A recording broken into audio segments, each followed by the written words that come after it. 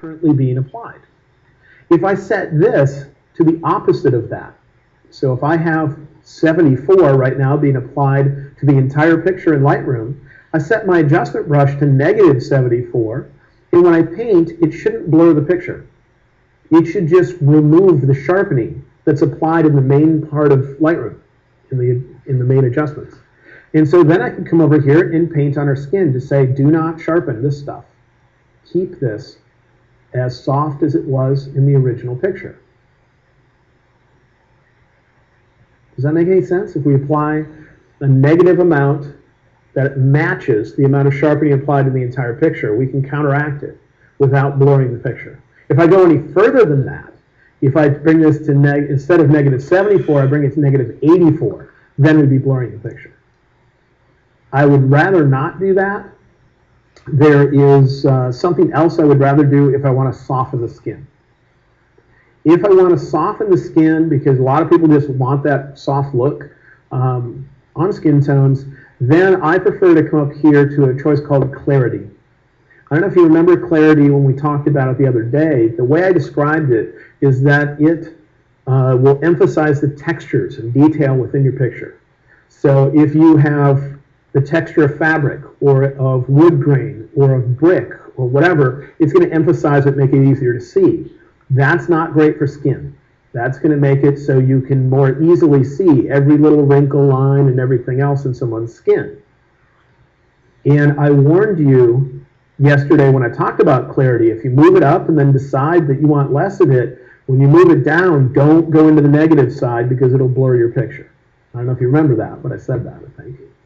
Well, this is when we want to blur our picture, but we're blurring it in a different way than normal blurring. This is a blur we can get away with a little bit more, where you don't look at the picture and just go, ooh, it's blurred.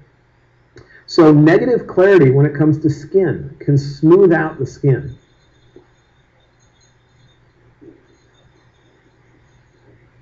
So in this case, I'll turn off this little light switch, which makes it so our adjustment brush is no longer affecting the image, and I'll turn it back on and watch the skin. We ended up taking out the sharpening that was being applied and putting in a little negative clarity to smooth out the skin. And so this is without that change. This is with it. You see how much smoother our skin is. Now here I might go a little overboard just to try to make it so you can easily see it, because it's usually something you do that's relatively subtle. Try to have some constraints and be subtle with it, because when I see photos where it's overdone, I can't enjoy the photo. I'm just distracted by the effect. You know, and I'm just like, okay, they love negative clarity, you know, and I don't know, it's just for me. If you're showing me a photo. Your clients might love it, though, because most people love smooth faces when it comes to having photos taken. So anyway, that ends up, the clarity is what's softening the image, and the negative sharpness is just counteracting what the sharpening being applied elsewhere in Lightroom. Other things that I might do, and on this image I'm not going to be overly precise with my painting because I'm just trying to talk about the adjustment sliders themselves, and I'm not trying to make an image we're going to frame and hang on the wall. If I was doing this in real life, I would be more careful with where I painted. For instance, I would not have painted across her nostrils because right now they're getting softened, and I don't think it looks as good. I wouldn't have gotten that spot. Just like I would avoid her eyes, her eyelashes, because I want to get those nice and sharp. It's the smooth parts of the skin that I would be painting on.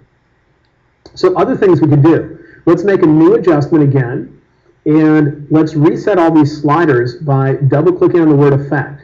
Just make sure that you've chosen new already when you double-click on the word effect. Otherwise, if you haven't clicked new yet, it'll take what I've already painted on the picture and just clear out the adjustment, zero it out. Got to make sure I've already chosen new so it thinks I'm done with the previous adjustment. Then I'll double-click on effect. And I'll decide what else will this image use. Well, how about making her eyes come out a little bit? To make eyes come out, I might bring up the shadow slider a little. I'm going to overemphasize it. It'll look ridiculous, just so you can see it happening, and then I might back off on it. I might also bring up saturation to make her eyes color show up a little more, and I might bring up clarity a little bit to bring out the texture in her eyes. And with this, I want to try to make sure that I don't get overspray onto the skin, so I might turn on the auto mask checkbox. Does that make sense as far as the setup goes?